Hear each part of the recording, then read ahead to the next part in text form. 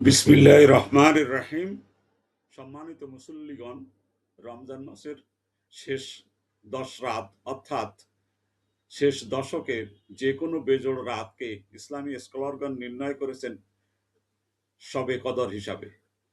একটু বেশি ইবাদত, তসবিহ তাহলিল করতে ইচ্ছা, এই বেজোড় রাতগুলিতে বেশি বেশি ইবাদত করতে সচেষ্ট হবে ইনশাআল্লাহ। মুমিনের জীবনে এ রাত অত্যন্ত গুরুত্বপূর্ণ। এই রাতগুলির মধ্যে রয়েছে লাইলাতুল কদর, যে রাতের মর্যাদা হাজার রাতের চেয়েও বেশি। এ রাত সম্পর্কে আল্লাহ তাআলা একটি সম্পূর্ণ সূরা নাজিল করেছেন, যা আজও কিয়ামত পর্যন্ত মানব জাতির কাছে রহমত ও বরকতের ঘোষণা। শবে কদর হলো শান্তি, মাগফিরাত ও আলোক প্রাপ্তির রাত।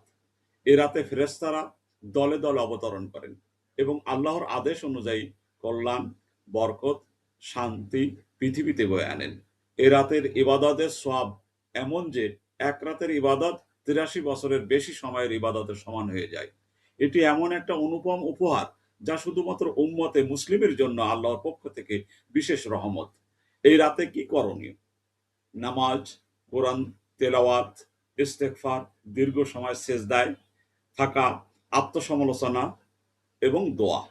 বিশেষত এই রাতে নবী করিম সাল্লাল্লাহু আলাইহি সাল্লাম তার স্ত্রী আয়েশা রাদিয়াল্লাহু আনহুকে যে দোয়া শিখিয়েছিলেন তা অত্যন্ত গুরুত্বপূর্ণ।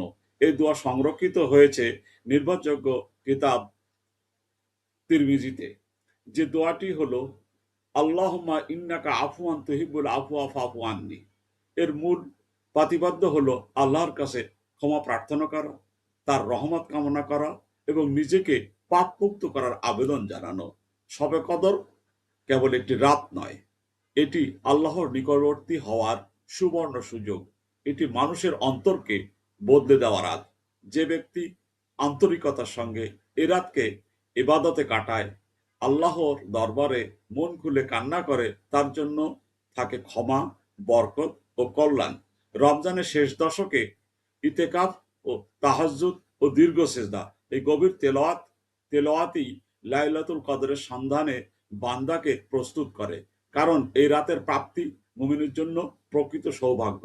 যে ব্যক্তি এ রাতের মহিমা উপলব্ধি করে আল্লাহর দিকে ফিরে যায়, তার জীবনের আলো ও কল্যাণের দরজা খুলে যায়। তাই আসুন বন্ধুগণ, আমরা এই লাইলাতুল কদর রাতের যথাযোগ্য মর্যাদা দিয়ে আমরা ইবাদত বন্দেগীতে ব্যস্ত থেকে আমাদের ইহলৌকিক ও পরলৌকিক জীবন শান্তিময় করে তুলি। আমিন।